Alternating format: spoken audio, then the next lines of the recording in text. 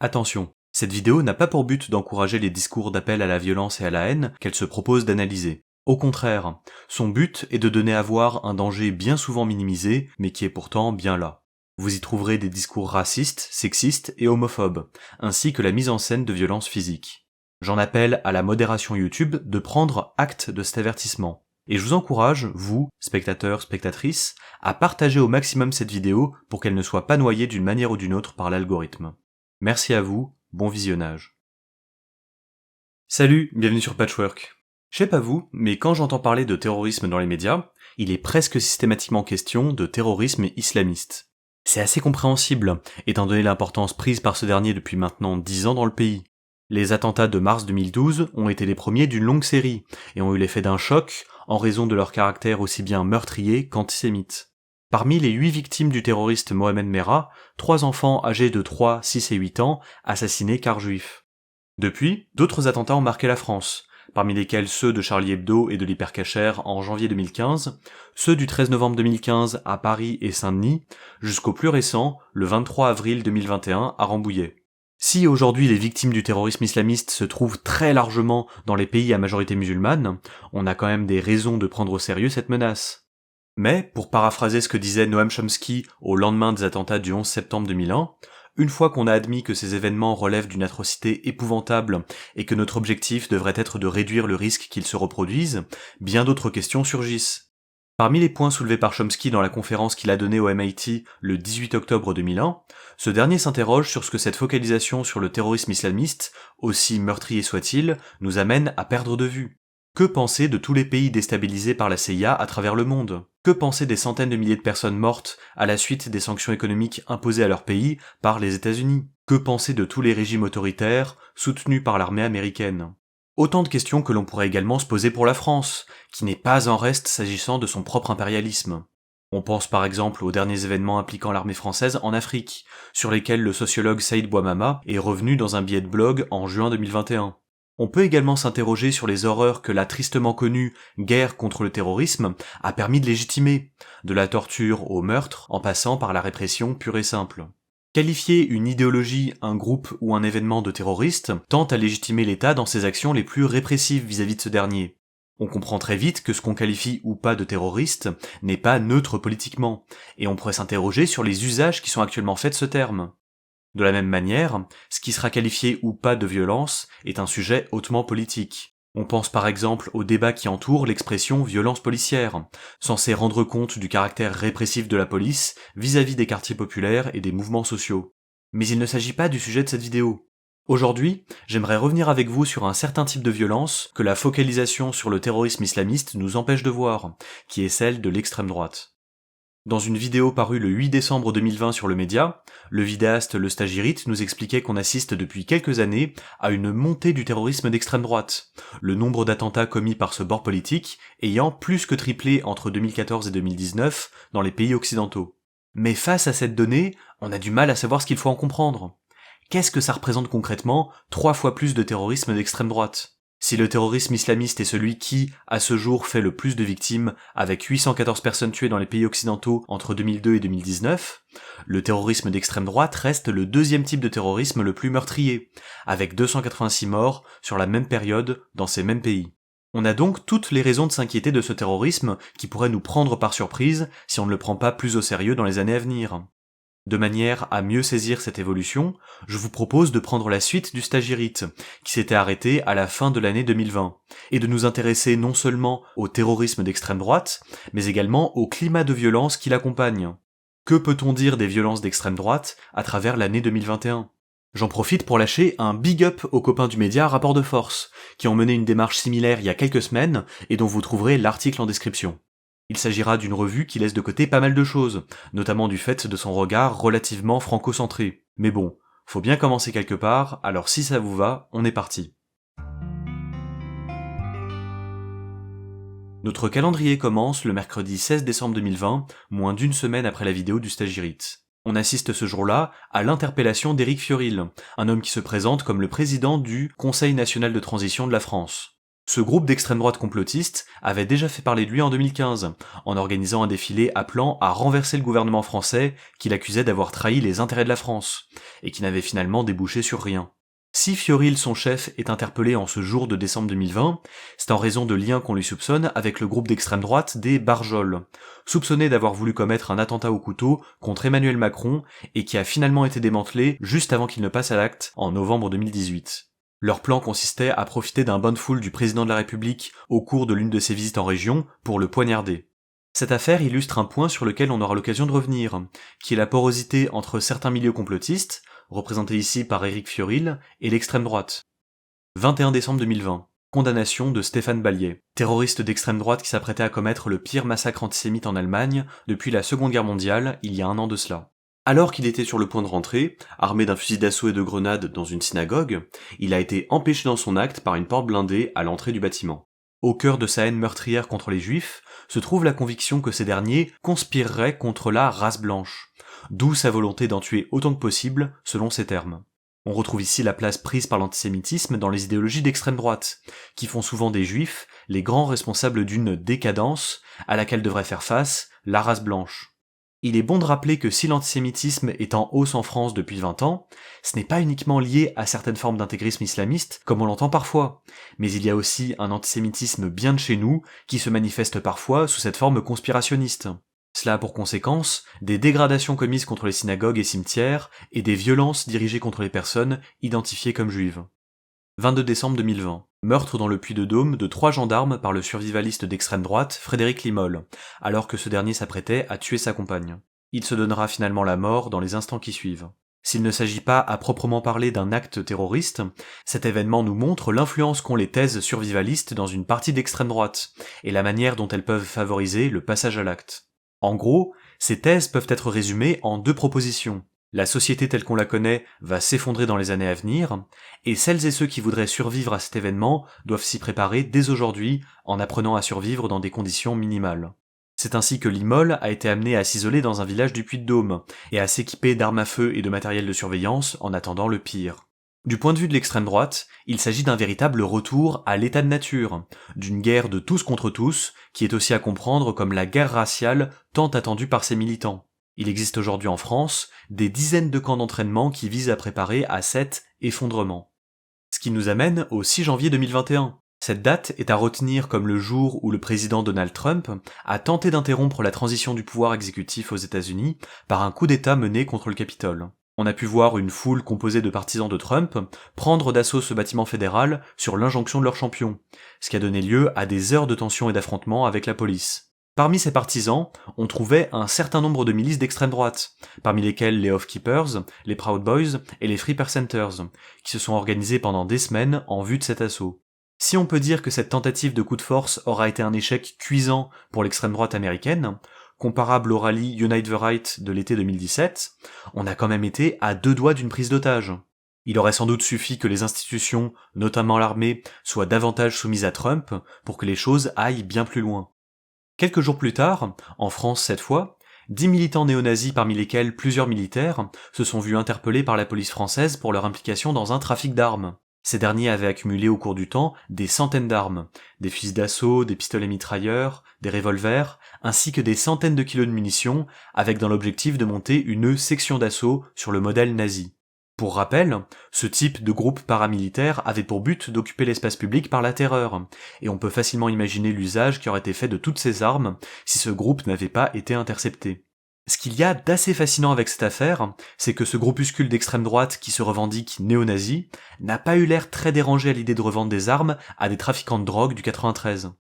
Ce n'est sans doute pas un hasard si dans les jours qui ont suivi, le 15 janvier 2021, Laurent Nunez, coordinateur national du renseignement français, alertait sur le danger représenté par l'ultra-droite en France. Faut dire, ça fait quelque temps déjà que des experts, journalistes et responsables politiques commencent à s'inquiéter qu'on puisse avoir sous-estimé la menace terroriste représentée par cette mouvance dans les pays occidentaux. On a ainsi pu voir le parquet général de la Cour d'appel de Paris faire le constat que, depuis 2016, des militants d'ultra-droite s'attachent par leurs actes à troubler gravement l'ordre public, par l'intimidation ou la terreur.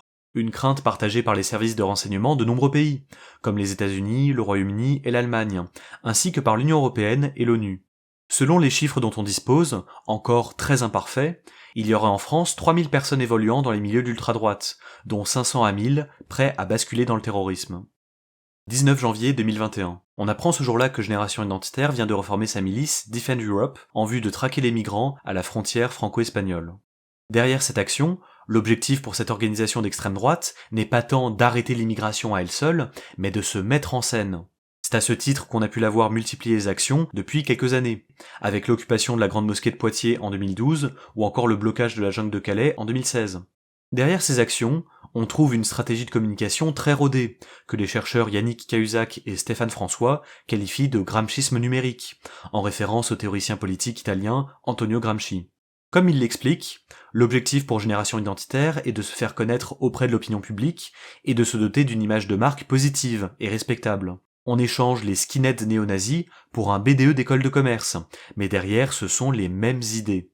Il s'agit pour eux de donner une légitimité au combat identitaire, présenté auprès de l'opinion publique, des médias et des politistes, comme celui de la sauvegarde d'une civilisation en péril. On reviendra plus loin sur ce que cela implique. De la même manière, dans un compte-rendu de réunion du GUD révélé en 2012 par Street Press, on pouvait lire comme consigne « Être présent à toutes les soirées ou réunions étudiantes, mettre le côté gentleman fasciste en avant ». Toujours est-il qu'il suffit de gratter un peu pour que le vernis s'en aille. Comme nous l'avait appris le reportage Generation Hate paru en 2018, les identitaires discutent ouvertement de commettre des attentats meurtriers lorsqu'ils se croient à l'abri des oreilles. Le jour où je sais que j'ai une maladie incurable, mec, je m'achète une arme. Ouais, je fais un carnage. Je me dis quitte à mourir de ma maladie, autant me faire fusiller par les flics.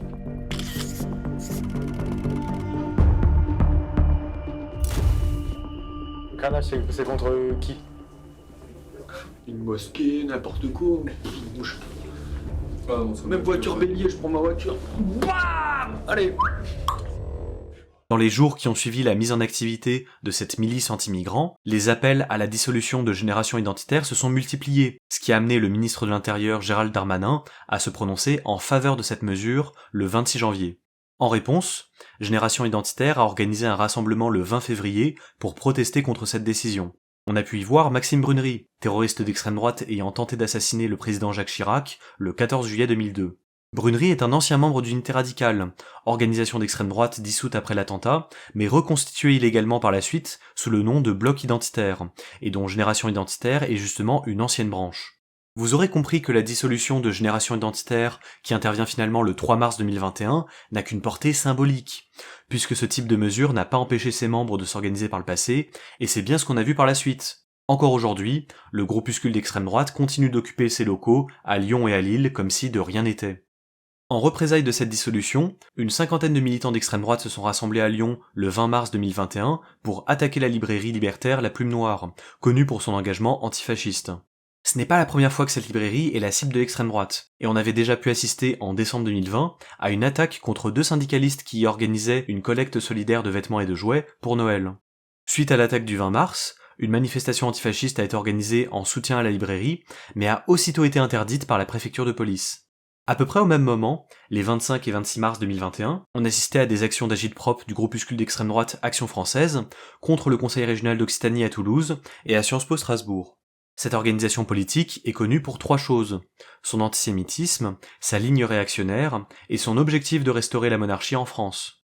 Mais revenons quelques jours en arrière, au 16 mars 2021. Ce jour-là, on apprend grâce à Mediapart l'existence d'une filière néo-nazie au sein de l'armée française, forte d'une 60aine d'individus. Il ne s'agit pas seulement d'individus d'extrême droite, mais de militants néo-nazis, qui s'affichent sur les réseaux sociaux, et on peut donc imaginer qu'en allant chercher les plus discrets, le nombre pourrait très vite grimper. On sait par exemple que 60% des policiers et gendarmes comptent voter pour le RN au second tour des présidentielles à venir. Cet entrisme de l'extrême droite au sein des forces armées a de quoi inquiéter, car il fournit en retour des membres entraînés au combat au groupuscule d'extrême droite désireux de passer à l'acte. C'est par exemple le cas du groupuscule terroriste AFO, démantelé par les services de renseignement en 2018. Au sein de ce groupe, issu d'une scission de Volontaires pour la France jugée pas assez radicale, on compte une 50aine de membres, dont beaucoup issus de l'armée et des forces de l'ordre. Leur objectif: assassiner le plus grand nombre de musulmans possible en empoisonnant de la nourriture halal, en attaquant des femmes voilées à la grenade et en ciblant les imams. Les membres de ce groupe étaient globalement bien insérés dans la société, ils disposaient de revenus confortables et d'un travail stable. Ils font partie de ces terroristes en puissance qualifiés par les spécialistes d'enfants du 13 novembre, en raison du rôle joué par les attentats islamistes et surtout par leur médiatisation dans leur radicalisation.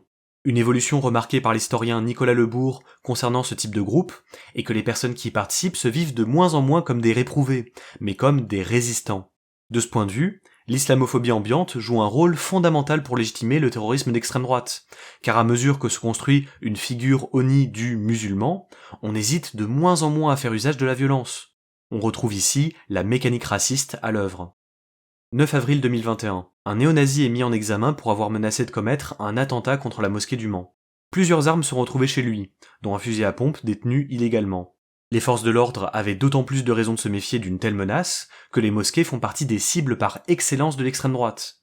On se rappelle par exemple de l'attentat commis contre la mosquée de Bayonne en octobre 2019 par un ancien candidat du RN, qui a tenté d'incendier le lieu de culte avant de blesser 2 personnes à l'aide d'un pistolet.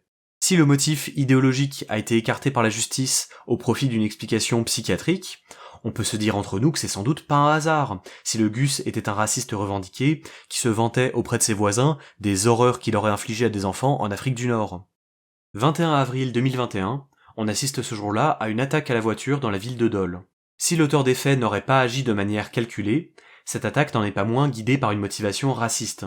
Avant de prendre sa voiture, l'individu était en train de prendre en photo des enfants en train de jouer dans leur jardin car il les avait identifiés comme non blancs. Comme le rapporte la victime, un père de famille qui s'est interposé pour protéger ses enfants, on n'était pas loin du meurtre. Mais ce n'est pas la seule chose qui s'est passée ce jour-là. En fait, je crois même que c'est vraiment là que j'ai commencé à bader.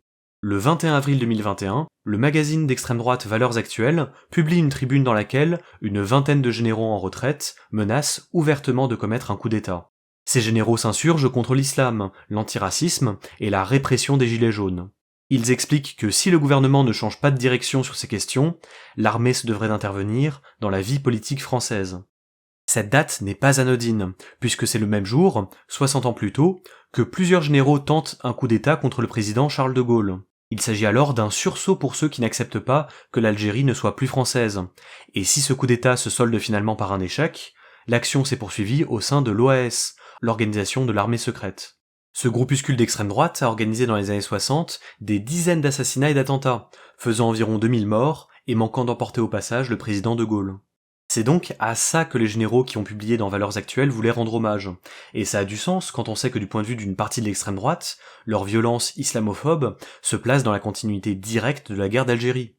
Évidemment, cette tribune n'est pas restée sans suite, et c'est ainsi que le 11 mai 2021, on a pu voir apparaître dans les colonnes de Valeurs Actuelles une nouvelle tribune de militaires prédisant la guerre civile si le président Macron n'agissait pas contre ce que les auteurs appellent la haine de la France. Cette tribune cherche à arrondir les angles là où la première appelait plus ouvertement au coup d'État, et ça me bute de dire ça d'un texte qui prédit une guerre civile raciale. Elle aurait récolté, selon Valeurs Actuelles, 2000 signatures au sein de l'armée et 300 000 au sein de la population. Parmi les suites politiques de cette affaire, on peut relever l'hésitation du gouvernement à condamner fermement les signataires de ces 2 tribunes et l'empressement de Marine Le Pen à aller les féliciter. Cet entrisme de l'extrême droite au sein de l'armée a de quoi inquiéter, et il se trouve qu'à peu près au même moment où ces tribunes étaient publiées, le 7 mai 2021, 6 membres d'un groupuscule néo-nazi nommé Honneur et Nation étaient mis en examen pour un projet d'attentat. Ce projet, qui n'était pas encore arrivé à terme, aurait consisté à mener une action violente à l'aide d'explosifs contre une loge maçonnique. On retrouve ici une petite touche de conspirationnisme. Il s'agissait pour l'essentiel d'anciens membres du groupe néo-nazi Division nationaliste révolutionnaire, mené par un ancien responsable du FN en Corrèze. Ces groupes ont pour la plupart une durée de vie assez limitée, mais comme on l'a vu précédemment pour Génération Identitaire, ces militants passent de l'un à l'autre sans trop de problèmes. Si Honneur et Nation a fini par être démantelé, c'est probablement en raison de leur manque de discrétion sur les réseaux sociaux. Puis vient le 19 mai 2021. Ce jour-là, les syndicats de police appellent à un rassemblement devant l'Assemblée nationale afin de dénoncer le supposé laxisme de la justice concernant les agresseurs de policiers. Les syndicats avaient déjà manifesté un mois plus tôt, le 20 avril 2021, pour protester contre le verdict de l'affaire des policiers blessés à Viry-Châtillon. Le mot d'ordre qui cristallise probablement le mieux ce nouveau rassemblement est celui prononcé par le secrétaire général du syndicat Alliance, qui affirme à la tribune que le problème de la police, c'est la justice. Bon, écartons tout de suite cette affirmation qui ne repose à peu près sur rien. Contrairement à ce que prétendent les syndicats, les statistiques montrent au contraire un durcissement des peines depuis 20 ans. Mais là où cette revendication a de quoi faire franchement rire, c'est quand on connaît la réalité des violences policières contre les quartiers populaires et les mouvements sociaux, et l'impunité dont bénéficie la police. Des responsables des principaux partis politiques français se sont rendus à ce rassemblement, à la seule exception de la France Insoumise, qui a rejeté en bloc cette action jugée factieuse. C'est triste à dire, mais on assiste avec ce genre d'événement à un recul de l'état de droit face à l'état policier. On peut s'attendre, après ce coup de pression, à un durcissement des peines comparable à ce qu'on a pu observer sous la présidence Sarkozy. Mais pour revenir plus directement au terrorisme d'extrême droite, je ne pouvais pas ne pas vous parler de l'affaire Papacito. On en a déjà beaucoup parlé, mais j'aimerais vous expliquer en quoi elle est importante du point de vue du sujet qui nous occupe aujourd'hui. Donc, pour celles et ceux qui n'auraient pas suivi, le 5 juin 2021, en feat avec un autre influenceur d'extrême droite très porté sur les armes, Papacito sort une vidéo nommée « Le gauchisme est-il par balle ?», au cours de laquelle il explique à son audience comment se procurer une arme à feu, puis mitraille et poignarde un mannequin qu'il désigne comme un électeur de Jean-Luc Mélenchon. Papacito n'en est pas à son coup d'essai, puisqu'il avait déjà déclaré sur les réseaux sociaux son désir d'assassiner celles et ceux qu'il identifie comme les gaucho-collabos, au terme d'un coup d'état militaire qu'il appelait de ses vœux. Et typiquement, il y a des gens, chez Télérama, chez Libération, chez Mediapart, qui devraient commencer à renifler que cette radicalité de droite finira par les rattraper. Plus récemment, début décembre 2021, on a pu le voir fantasmer la mise en scène d'un attentat contre une manif d'extrême gauche. Le titre de la vidéo, ça serait l'extrême gauche est-elle par buffle, tu vois. Et je rentre dans les mannequins avec le FJ Cruiser et je prends un 12 et avec Code Reno, on éclate la manif à coups de 12. Beaucoup se sont contentés de dire que ce n'était qu'une vidéo et qu'il ne fallait pas trop s'alarmer. Et pourtant, le risque est bien là. Les influenceurs d'extrême droite comme Papacito et Code Reno forment à travers ce type de contenu les prochains loups solitaires, qui iront assassiner des militants de gauche et commettre des attentats contre les synagogues et les mosquées. Ni plus, ni moins. Il s'agit d'une stratégie qui se trouve au cœur de l'alt-right américaine. Ne plus fonctionner par organisation centralisée, trop facile à démanteler pour les autorités, mais par communauté décentralisée tournant autour d'un influenceur ou d'un forum. Dans ce contexte, la radicalisation d'extrême droite est moins un engagement partisan qu'une forme de lifestyle, un mode de vie. Le problème, c'est qu'à force d'annoncer un déclin civilisationnel, ces communautés en deviennent très stressantes. Pendant un temps, on participe à des espaces de discussion, on prend part à des campagnes de harcèlement, on spamme les réseaux sociaux. Mais pour certains, la seule manière de vraiment changer les choses sera un passage à l'acte. Une agression, un meurtre, un attentat. Un passage à l'acte facilité par leur influenceur favori, qui leur aura expliqué comment se fournir des armes, qui aura désigné les cibles, et qui aura finalement dédramatisé l'acte en lui-même, en le mettant en scène sur les réseaux sociaux.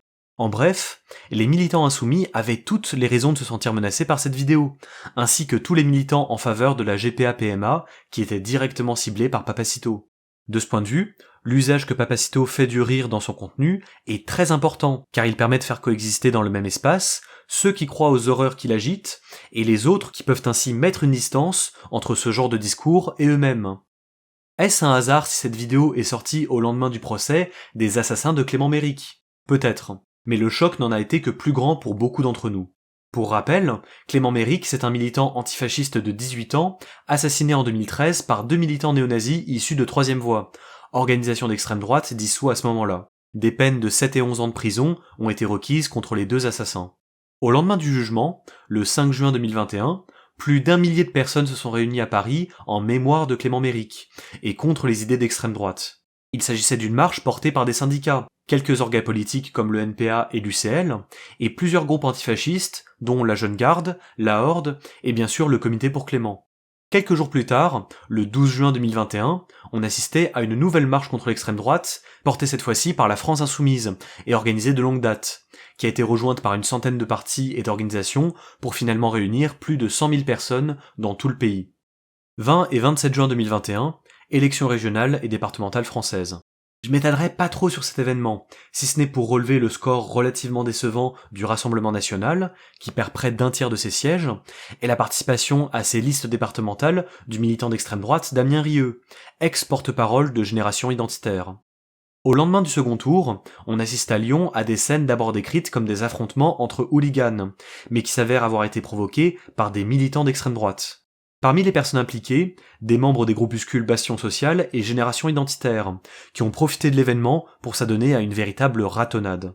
Une trentaine de militants d'extrême droite qui ont démarré des violences spécifiquement dirigées contre les personnes de couleur.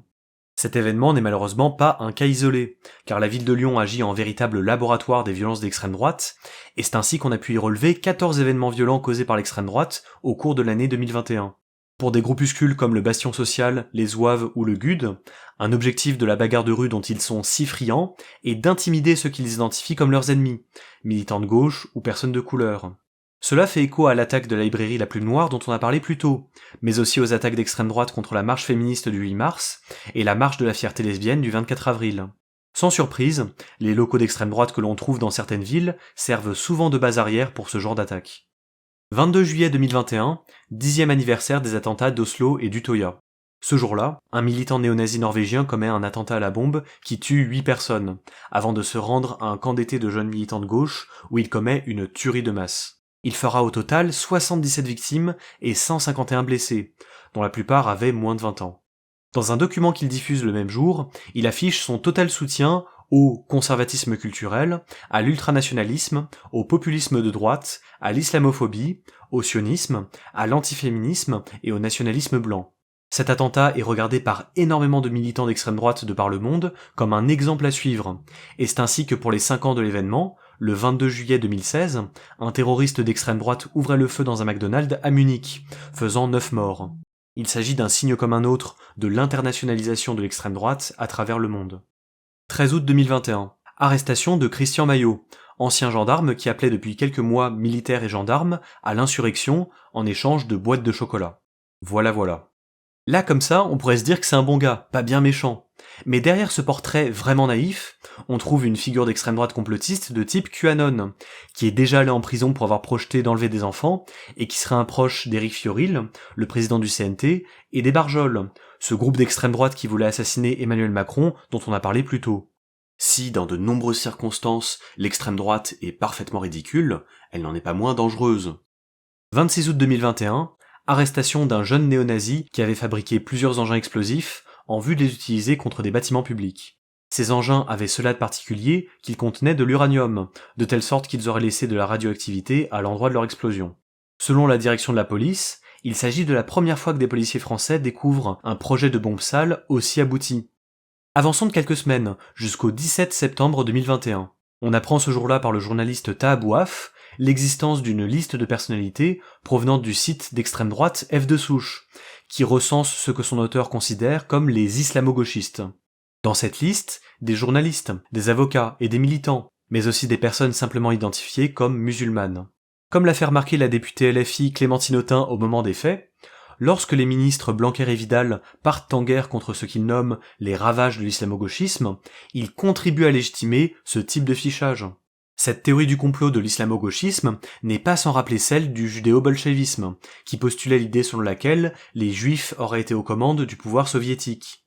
Dans le cas de l'islamo-gauchisme, on prétend que les musulmans seraient aux commandes du militantisme de gauche, ce qui a permis de justifier à partir du printemps 2021 une campagne droitière et raciste contre les libertés académiques. Et ce qu'il y a probablement de plus beau avec cette campagne, c'est qu'elle s'est faite au nom des libertés académiques. Quelques jours plus tard, le 21 septembre 2021, on assistait au procès des membres de l'OAS, un groupe terroriste dont l'objectif était d'attaquer des mosquées, des restaurants ou des bars fréquentés par les gauchistes et les musulmans, mais aussi d'assassiner certains responsables politiques comme Christophe Castaner ou Jean-Luc Mélenchon. Cette nouvelle OAS, composée d'une dizaine de membres, a été créée en hommage à l'OAS des années 60. Tout porte à croire que le groupe était sur le point de passer à l'acte lorsqu'il a été intercepté par la police en 2017.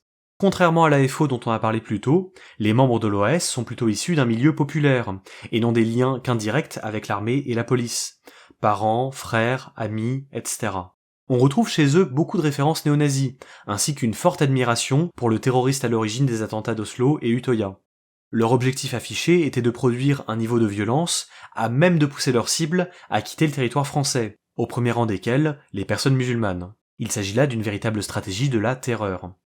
Finalement, 6 membres de l'OAS ont été reconnus coupables d'association de malfaiteurs terroristes, et son fondateur a ainsi écopé d'une peine de 9 ans de prison. 28 septembre 2021, arrestation d'un jeune néo-nazi qui préparait un attentat contre une mosquée et son ancien lycée. Parmi ces motivations, une misogynie crasse de type incel. Les incels, ou célibataires involontaires, ce sont ces groupes masculinistes originaires d'Amérique du Nord qui expliquent que s'ils sont contraints au célibat malgré eux, ce serait à cause d'une forme de décadence qui fait que les femmes ne sont plus intéressées par les hommes bien, à savoir eux. Parmi les principaux responsables de cette situation, le féminisme.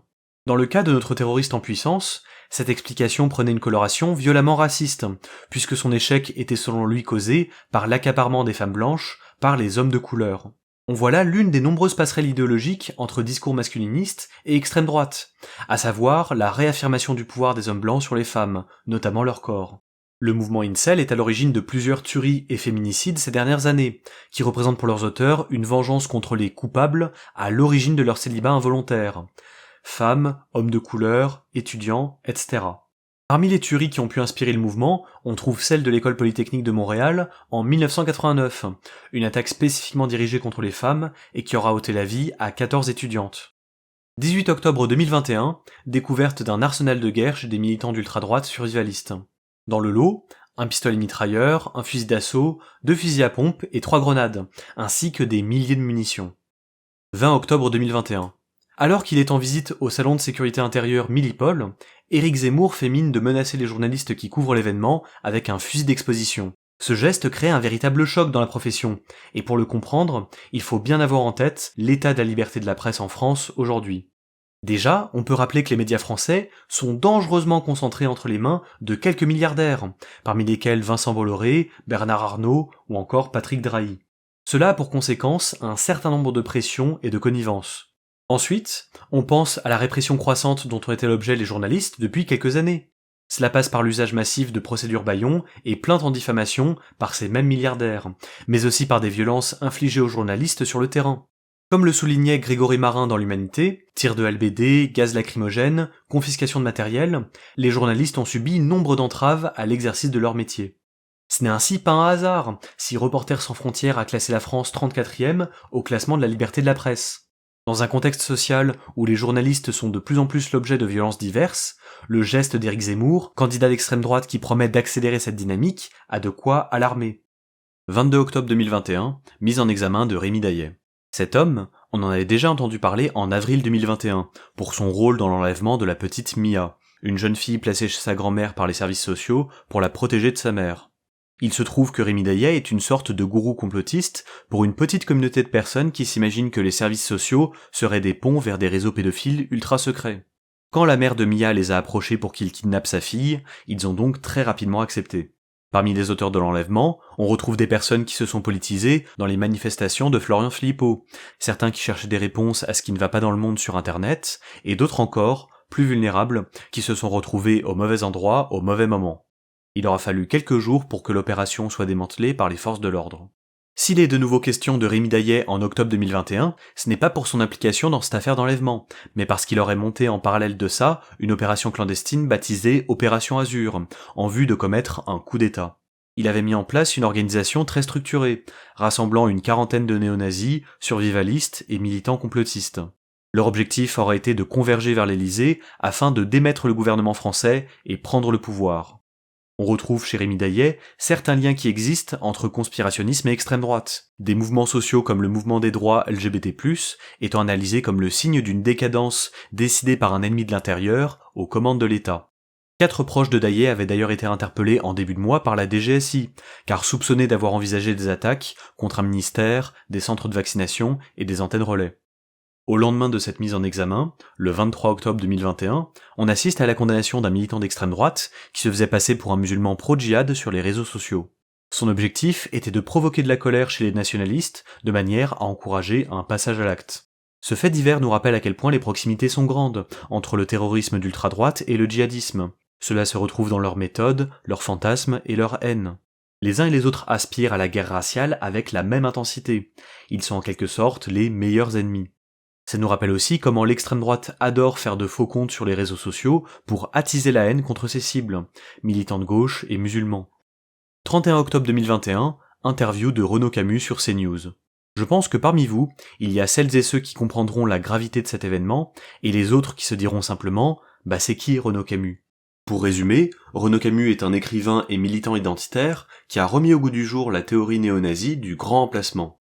Il s'agit d'une théorie du complot d'extrême droite qui postule qu'une petite élite travaillera en secret au remplacement de la population européenne par des populations venues d'Afrique et du Moyen-Orient. Ce qu'il y a de pratique pour les défenseurs de cette théorie raciste, c'est que lorsqu'ils font face à un public qui ne serait pas sensible à un racisme biologique, ils peuvent se rabattre sur un racisme culturel qui affirme que la civilisation européenne et la civilisation islamique seraient des blocs incompatibles entre eux, voués à se battre. La théorie du complot du grand remplacement joue un rôle central dans l'extrême droite d'aujourd'hui, car elle lui permet de justifier les déportations de masse qu'elle euphémise par le terme de réémigration. Mais elle joue aussi un rôle dans le survivalisme d'extrême droite dont on a pu parler plus tôt, ainsi que dans certaines actions terroristes. Cette théorie a par exemple motivé l'attentat de Christchurch de mars 2019 en Nouvelle-Zélande, un attentat au cours duquel 51 personnes ont été assassinées et 49 blessées, car musulmanes. L'auteur de cette tuerie de masse s'est directement revendiqué des thèses islamophobes et conspirationnistes de Renaud Camus, et il semble que le terroriste avait fait plusieurs dons à l'organisation Génération Identitaire 2 ans plus tôt. De manière générale, la théorie du complot du grand remplacement s'est beaucoup diffusée dans les groupes identitaires du monde entier, et on a pu voir le Rassemblement national s'en emparer explicitement au cours de l'année 2021. Il ne s'agit pas tant d'un changement de cap pour le parti de Marine Le Pen que le signe d'une progression des idées racistes dans le champ public, puisque le RN défendait déjà cette thèse depuis plus de 10 ans, de manière plus ou moins discrète. On comprend donc que la diffusion des thèses de Renaud Camus dans l'espace public est particulièrement dangereuse. Il s'agit d'une porte d'entrée pour rendre acceptable tout un panel d'actions violentes. Meurtres, attentats, déportations. Si le fait qu'une chaîne d'infos d'extrême droite comme CNews donne la parole à Camus n'a malheureusement rien de surprenant, il nous faut insister sur la responsabilité d'un certain nombre de médias mainstream dans la popularisation de ces thèses conspirationnistes et racistes. Au cours de l'année 2021, on a ainsi pu voir Philippe de Villiers faire la promotion de la théorie du grand remplacement chez Europe 1, et le magazine Causeur y faire directement référence pour sa une de septembre. Et ce ne sont que 2 exemples. Cette une de Causeur donne à voir comment cette théorie permet de justifier des violences allant jusque contre les nourrissons, ainsi que son caractère fondamentalement racialiste. Elle nous susurre, dès le berceau, ils sont un danger. Pour une réflexion plus poussée sur cette théorie du complot, je vous renvoie vers la vidéo du média Parole d'honneur qui y est consacrée. 2 novembre 2021, on découvre l'existence du groupuscule d'extrême droite Famille Gallicane, une communauté forte de quelques dizaines de membres, centrée sur le survivalisme, fans d'Éric Zemmour et active sur Telegram.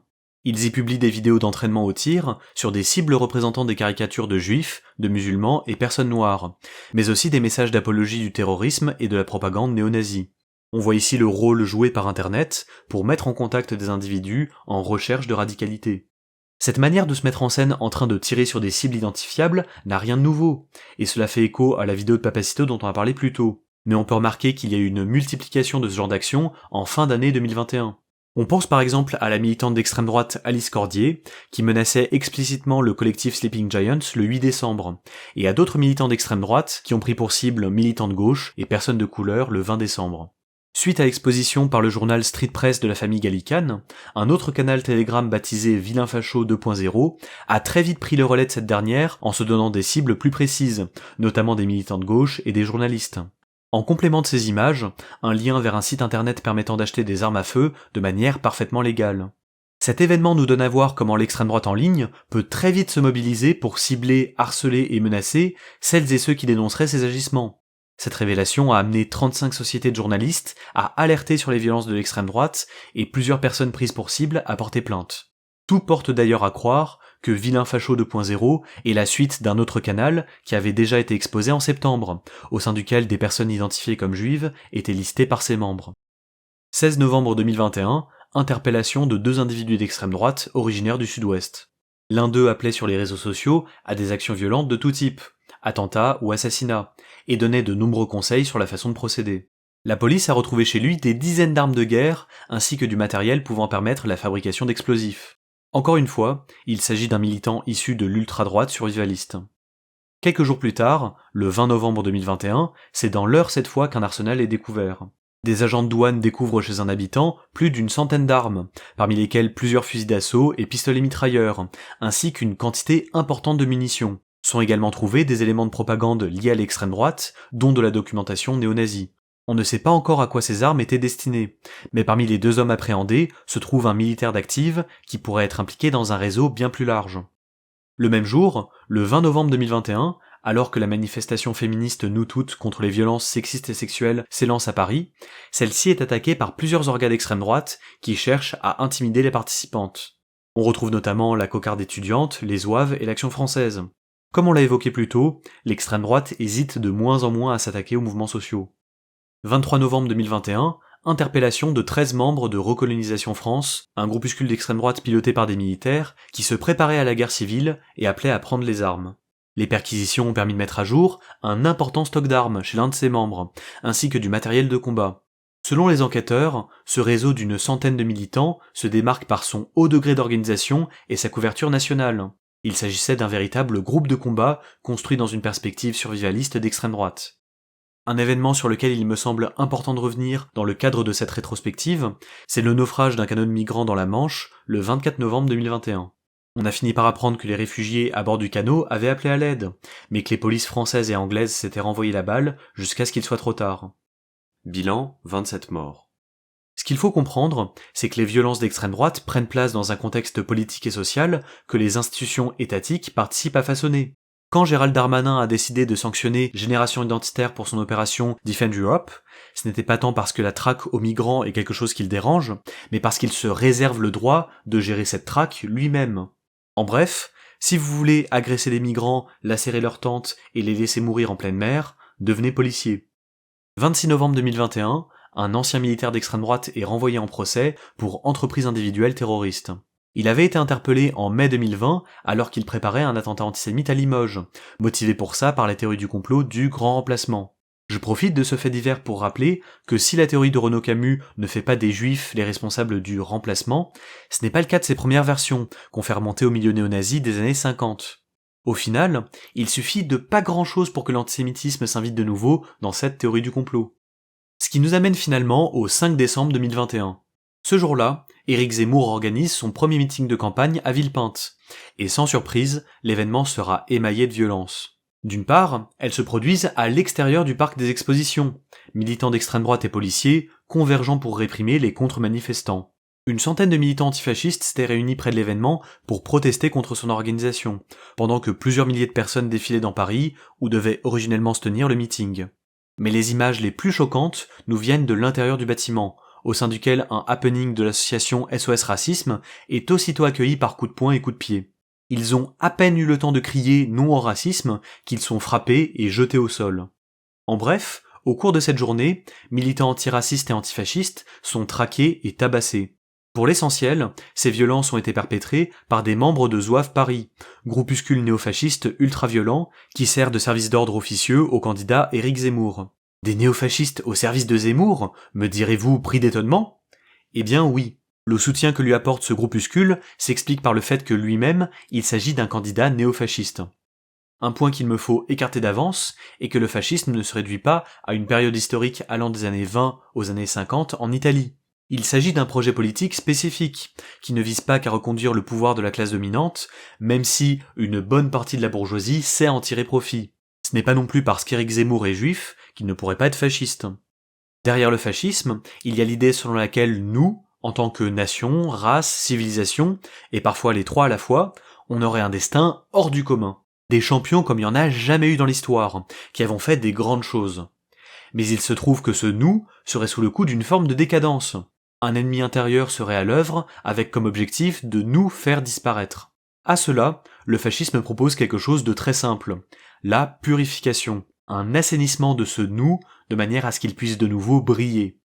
Derrière ces termes, il faut bien comprendre qu'il est question d'une répression très violente, pouvant aller jusqu'à l'extermination. Selon Zemmour, la France, pays au destin exceptionnel, serait menacée de disparition par l'islam et l'immigration, et doit être par conséquent débarrassée de tous les éléments qui participent de cette menace. Musulmans, exilés, Roms, etc. Mais ça concerne aussi dans une certaine mesure les femmes, les LGBT, les handicapés, et beaucoup d'autres. Comme l'explique le sociologue Hugo Paletta, on retrouve chez Zemmour l'idée d'une régénération nationale par la purification, qui différencie le fascisme du simple nationalisme. Cette décadence dénoncée par Zemmour remonterait selon lui à la Révolution française et aux Lumières, et il s'inscrit en ce sens dans une tradition réactionnaire très ancienne. On peut cependant remarquer que comme pour Donald Trump et Jair Bolsonaro, Éric Zemmour ne dispose pas d'une organisation massive à ses ordres, capable d'intimider, voire de tuer ses opposants. Il ne s'agit pour le moment que de groupuscules qui peinent à se massifier, mais dont on a pu voir qu'ils étaient à ses ordres et prêts à en découdre. En quelques mots, Éric Zemmour est l'expression de l'anéantissement presque total du débat public, d'une époque où les conditions d'un véritable échange rationnel et pluraliste ne sont presque jamais réunies et pourraient disparaître pour de bon. Je pense finir là-dessus. La candidature d'Éric Zemmour et ses implications sont assez graves pour que son entrée en campagne soit le dernier événement sur lequel on s'attarde aujourd'hui.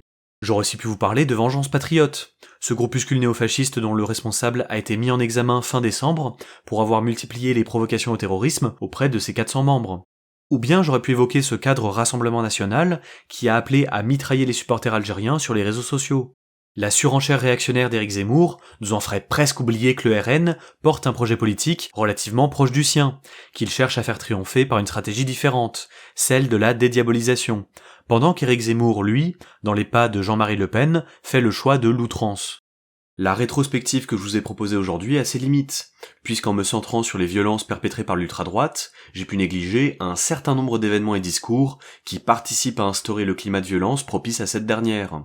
J'ai essayé d'évoquer le rôle de l'État, des médias mainstream et des partis de gauche, mais la liste est loin d'être complète. Il aurait également été possible d'explorer certaines thématiques que j'ai à peine eu le temps d'évoquer, et qui sont pourtant bien réelles, comme la place du validisme dans l'extrême droite. Une autre limite importante de cette vidéo est que faire un relevé des violences d'extrême droite ne suffit pas à les comprendre en profondeur et à savoir quelles pratiques adopter pour les combattre. Cette question devrait être au centre d'une réflexion collective traversant les organisations politiques, syndicats et associations désireuses de faire face. On a pu voir à travers l'année 2021 à quel point la menace portée par l'extrême droite est concrète. Cela va des intimidations aux violences, pour mener dans un nombre inquiétant de cas au terrorisme. On compte sur l'année 2021 une dizaine de milices démantelées et d'attentats déjoués. Alors évidemment, nous n'en sommes pas non plus à une période chaude du terrorisme d'extrême droite, car pour comparaison, la période allant de 1979 à l'été 1980 a été marquée par 325 attentats d'extrême droite en France, dont 50 par explosifs. On en est bien loin. On a également pu voir que la violence d'extrême droite prend des formes très variées, et on aurait donc tort de se la représenter comme un bloc monolithique.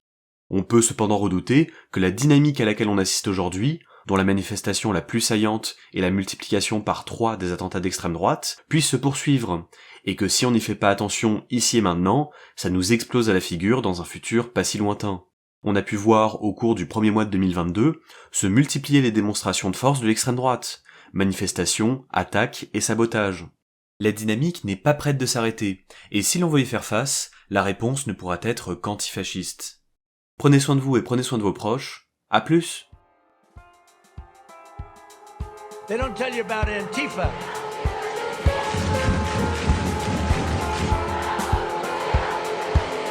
Je préfère encore un cochon d'écart dans un fasciste.